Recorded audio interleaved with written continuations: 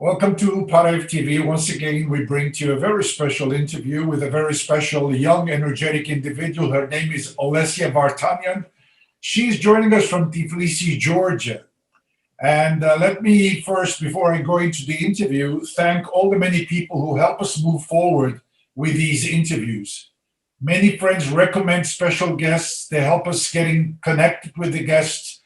We cannot do what we do without the support of the community. Together we can do more, and together we can go far. And I'd like to thank each and every person who helps us. A very simple and sincere thank you.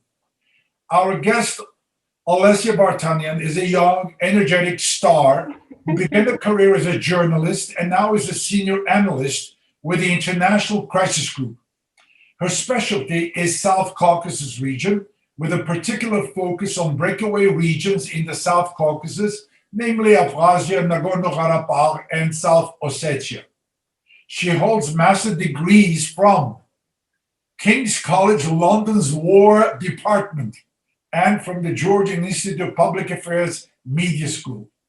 I really highly recommend that friends Google her name and check her impressive background.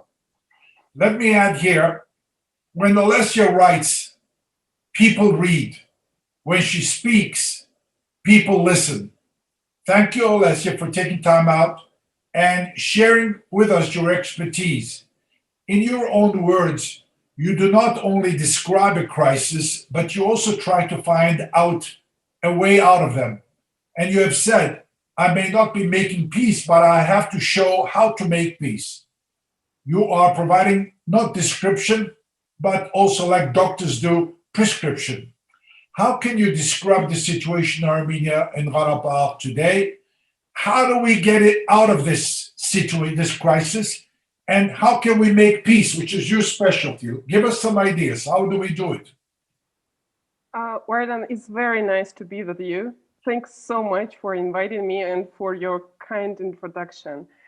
I think we need to look at these two, at Armenia and Karabakh for the moment separately. Certainly we had the ceasefire agreement and thanks God it's still in place, although we can see that some of the incidents they still take place inside the conflict zone. But a lot of work still to be done, and especially for those who want to live in Karabakh, who want to return there. And I think much of the attention should go to the situation along with new line of separation. Previously, we had a different front line. That front line was separated from the civilian areas by kilometers. There were some incidents taking place, and sometimes, unfortunately, soldiers got killed. But much of that destruction was still staying along the front line. That was the case for more than 2 decades. Now it's different. Now with new line, it's running right next to the villages, or it's just cuts the villages in half. And nearly every day we can read it, and I'm sure you can read it also in the social media of people telling the stories about with new incidents, with people accidentally sometimes getting arrested, they're hearing shooting taking place as well. There is a need for some profound security arrangements on the ground, in my view. And there is no need to invent bicycle. There are some other conflict zones where things like this also happen, and people know how to arrange with new reality around with new emerging lines. And I would say that it's really very essential to find a way to establish something like a hotline between the Azerbaijani and Armenian forces present on the ground. Now we have Russian peacekeepers, so that communication could easily take place through them, so that both sides could alert each other, about, for example, a person who got disappeared, who did not come home. Probably that person crossed the line, and or even sometimes about the cause, there are more significant things there as well. I'm sure some military drills will be still taking place, these are the things that the other side, it's better to alert the other side about things like this happening. And look, I mean, if potentially there is a possibility, it could be really very good to find a way to for mechanisms for cooperation. I know that it's really very difficult for many people to hear that right after this brutal war. But look, I mean, now with is a new reality when people have to share water, roads, they are very close to each other. They have to share, you know, with space somehow. And it's better to cooperate, not necessarily becoming friends suddenly, you know. I'm not sure anyone will be expecting anything like this. But at least having a conversations about some of the needs that people on the ground they have. And I think only cooperation, we saw it can bring some sort of, you know, it can bring more predictability for the people who live or who want to live or want to return. Because life is to continue, people are to raise kids, you know, they want security, they want stability. I'm afraid I'm not hearing people really discussing it, you know, the need for this kind of arrangements. But I hope that also I keep a hope that the right time will come and, you know, we will see something like this happening, because otherwise I'm afraid each of these new incident will again bring pain not only to those who live on the ground, but we see how painful it is for people in Yerevan to watch the news about some incidents, about hearing about soldiers killed, civilians killed, and that pain is to stay in place. Not to mention also the diplomacy. You know, it's really very difficult to move forward, including this project that are now in the air about this economic cooperation, transportation, and all of that, while there is an instability with possibility for regular instability. And well, for Armenia, yeah, go ahead. No, I'm sorry, but you know, the new reality, you speak about the new reality, and let me just say the new chapter is the day after Putin invited Pashinyan and Aliyev for the trilateral meeting in Moscow. We know that. And since then, we keep hearing bits and pieces of information about what they agreed, especially the railroads from Nakhichevan to Azerbaijan, from Baku to Kars. What is the end game in this development, in this pursuit of opening up the railroads? Armenia, Moscow, Iran. Where is this leading us? What is the objective?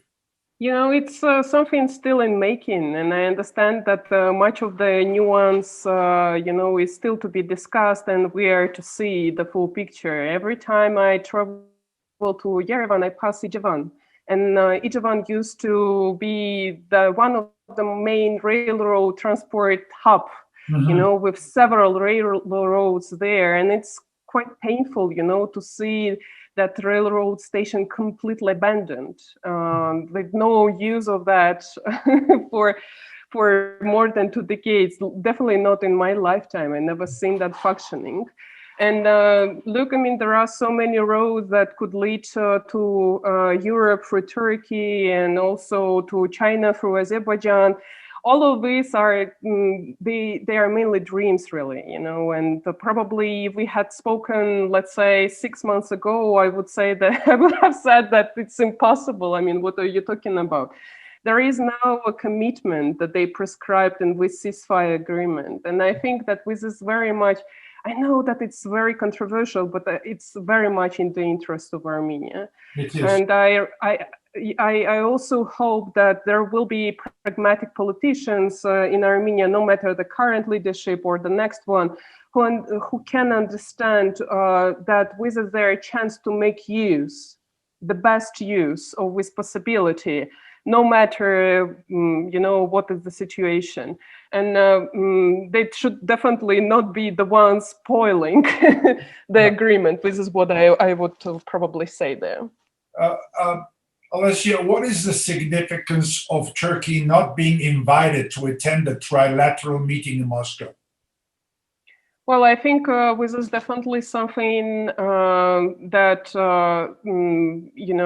that amplify the importance of the Russian role in this region. We know that how important it was. I mean, with even during the war for Russia to keep its dominance in the region, including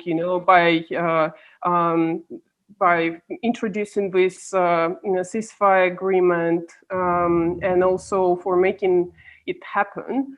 At the same time, I think it's difficult for anyone to ignore this new role of Turkey in the region, because basically what they are going to do, as far as I understand, they're going to observe what the Russian peacekeepers are doing in the region.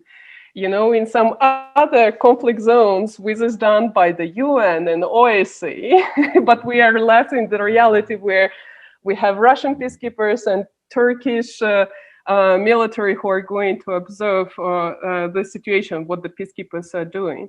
And look, I mean, there is a lot of conversation, and that conversation started taking place even during the war, and not only in this region, in the South Caucasus, but actually I heard a lot of people in the West asking whether actually this is the time to start discussing the inclusion of Turkey as a co-chair country. We currently have Russia, France, and the US, whether actually Turkey should be there as well.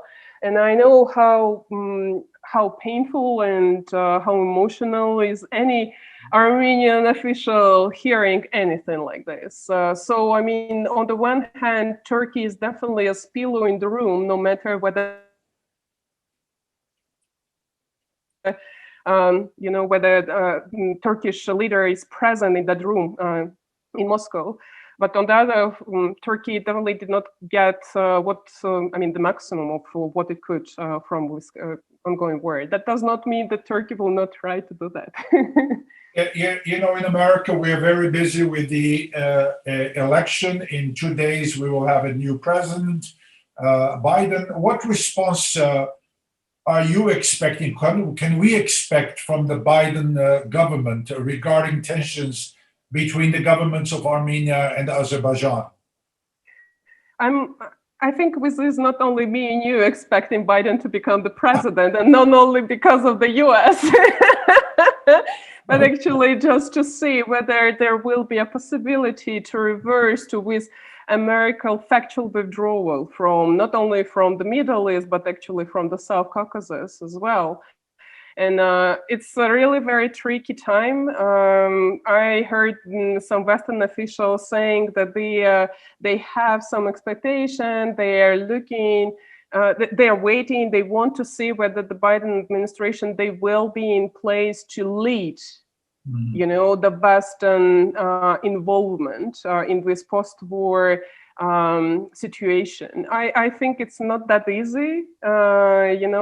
This kind of space was already taken by Russia and also Turkey, and there is much conversation going on whether actually the UN even will have a possibility to have some humanitarian presence on the ground. And we are in the reality, when the conflict between the West and Russia is quite long running, and it's not possible to reverse it, overnight. And much will depend on the readiness, really. I mean, in DC, for example, to acknowledge the fact that this is now with deal, introduced by Russia, and they have to acknowledge Russia, and contribute to the Russian efforts rather than actually countering them. I can tell you from the experience that I had before the war, it's really very difficult. Mm-hmm. Yeah, I heard so many officials and even analysts, including in Russia, saying, but look, with Nagorno-Karabakh is the only case where we cooperate with the US and France and we are successful. But then, you look into this and you understand that actually it is because this is the only case where they did not confront you. They joined you when you allowed them to join, but they did not really try to oppose any kind of proposals that were made by Russia in these recent years before the war. The area is a very centrally located area. Armenia is a very centrally located area. We know throughout the history, empires would fight in that intersection of empires. Well, what can you tell us about the role of China and Iran, very quickly? Well, I think they are still in the process of finding their role in the region, and they are rather in a search of this kind of space, that they can occupy. And I think there is a lot of hope because there was a lot of hope because of the US withdrawal, really, from this part of the world. Not only the actual withdrawal, from the conflict zones where the US military were present, but the diplomatic as well. People in China or officials, they seem to be quite pragmatic. And when they find the possibility to cooperate with Armenia, they cooperate with Armenia. But when it fails, when they don't see things moving, then they right away switch to Azerbaijan. And so for them, it's less with Armenia, Azerbaijan, black and white, kind of conflict or like reality. For them, it's more like a possibility to move forward. And for Iran, I think to a certain degree, Iran was kind of left behind, and outside of all the developments. There will be the visit of the foreign minister to Moscow in the coming days, and it's still, interesting to see whether Iran could found this kind of small element that they, or what to sell, why they should be interesting in this current new reality with, again, the space so much occupied by Russia and Turkey. So it's they might be interested, but there are also kind of with deep dividing lines, and also with when it's hot, you need to get in. Yeah. So and stay pragmatic in that sense. Yeah. I honestly believe that journalists and analysts, political analysts, are very powerful people. You have a very, very responsible position in what you do. And I think once you have said, I plant seeds to make leaders and politicians question themselves. And that's a very important thing. How effective do you think Crisis Group has been? What is your contribution to the crisis? Orton, I think we mainly failed, really. Because we have been predicting this war and we have been setting alarms for so many years. I've been with the organization since 2006. There were a number of very powerful groups of analysts, who wrote the reports and who also alerted about the upcoming conflict. And as you can see, the war happened. And I can tell you that even like after with last year's, when with July clashes took place, and after that, I spent so much time talking to different diplomats and officials, just telling that, look, guys, this seems to be the last call, and there will be something is definitely growing. And just days before the war started, I was already discussing different things with some journalists, with foreign journalists who were calling me and telling about the Syrian mercenaries traveling to Azerbaijan. And I was kind of, sitting and understanding that the war was coming. It's just, and it was already the matter of days, and still, it was impossible to make people take sudden action. And I think it's not about the crisis group, really. I'm afraid that we are really in crisis of this international order. And when certain things take place, and sometimes what people call with military interventions, they unfortunately can't set with new realities, when it becomes nearly impossible to intervene diplomatically. And I saw it myself. Unfortunately, I spoke to so many governments and officials during this war, and it was just outrageous, really, to see, for example, the UN Security Council not able to produce even the statement about the ongoing war. Not to mention, all these concepts of responsibility to protect or intervene and things like that. So I would. It left me very frustrated. I even kind of started questioning what are we doing here? I mean, all these concepts that we learned at the universities, people spend their lives writing books, developing all these concepts, and suddenly we are left with a situation that looks like what I read in books about the Middle Age. Olesya, it's really frustrating, I should say. Yeah. When did you decide to become a journalist, and how does one move from journalist to senior analyst at International Crisis Group? Well, to be honest, with becoming a journalist, that was not really kind of something that I dreamed about. What did you dream about? Look, I was born and grew up in Russia, and I was 13 when my family moved to Georgia, to ethnic populated region called Javakh, or in Georgian is Javaheti. And I'm a Russian speaker, so I didn't know Georgian at that time. We did not have a single relative, and there were not that many faculties at the university in Georgia that taught in Russian. I had real problems actually learning journalism in the beginning, but then I loved it so much, and I keep very good memories, and I'm staying in very good contact with many of the colleagues. I'm happy to build new contacts and happy to contribute with anything I can. For me, the turning point of just when I realized that it's kind of time to move on.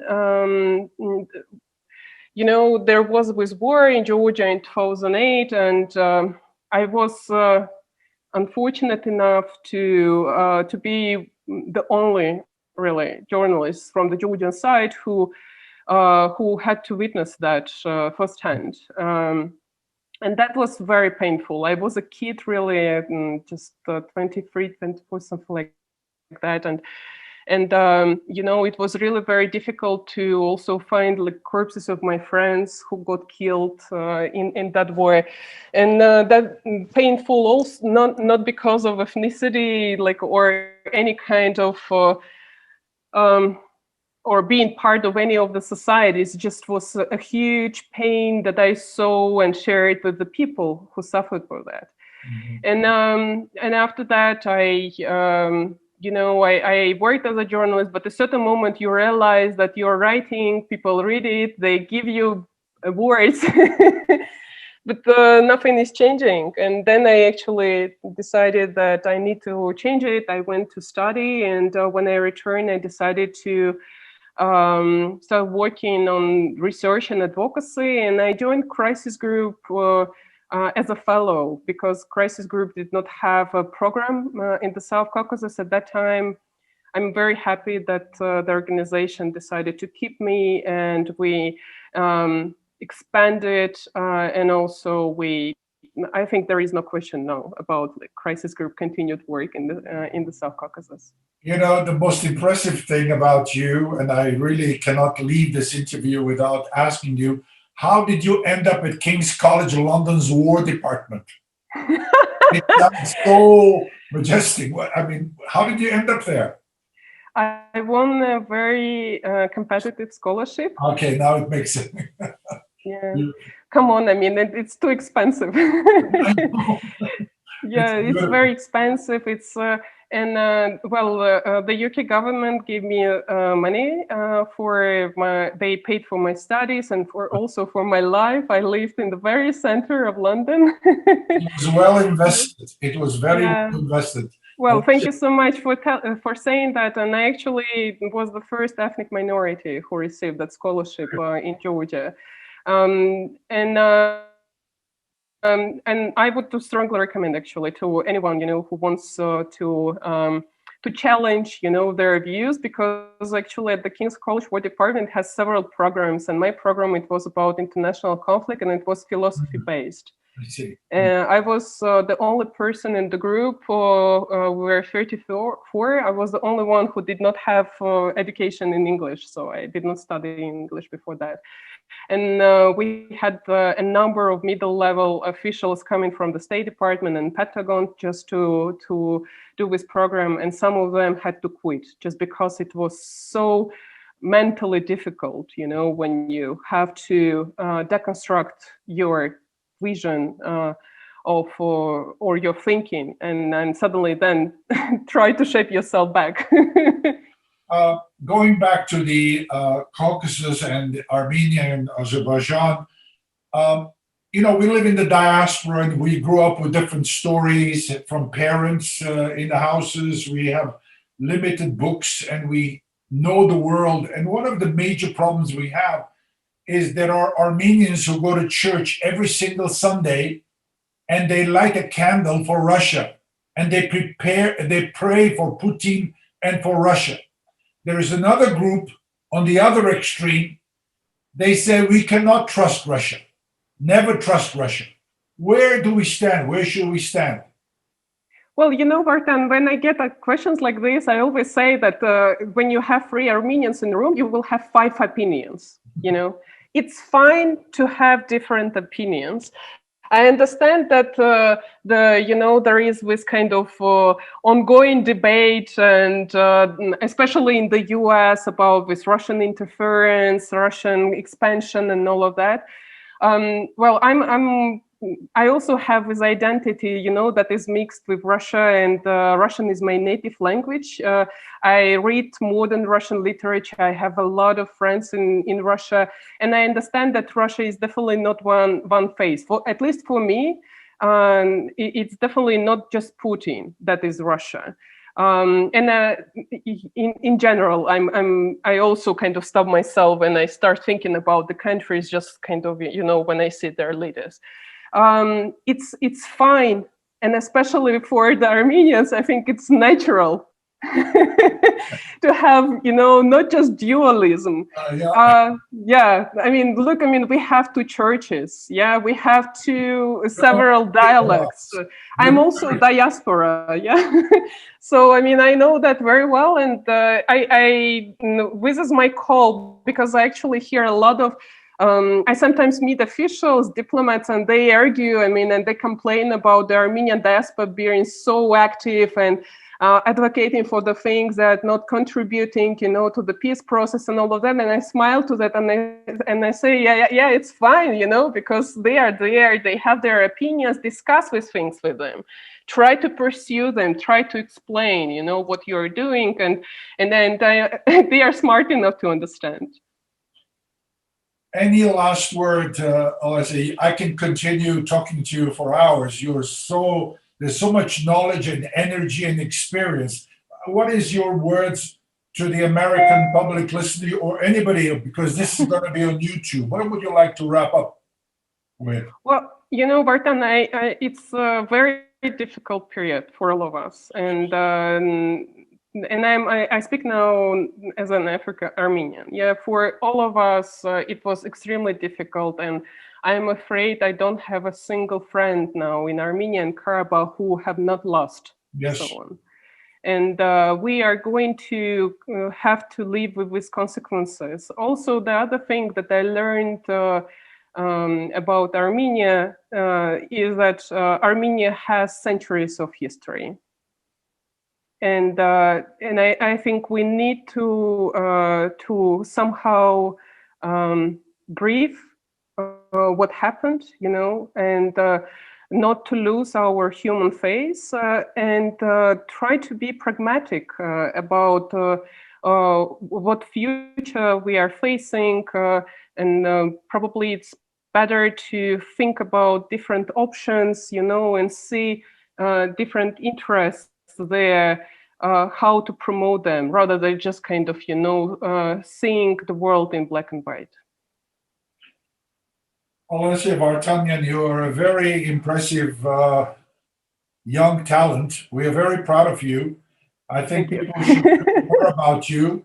You are a very good role model because I know many young people want to go into journalism, into media, different means of media, and they have to understand there's a lot of excitement in the field, but it's also very difficult, competitive, and you have to keep fighting for the next page in your life and move ahead with a lot of sacrifices. And I've watched you on Euronews, I believe, a couple of times, and when we see your name, Olesya Vartanyan, so we are very proud of you and we wish you all the best. Thank you so very much. Thank you.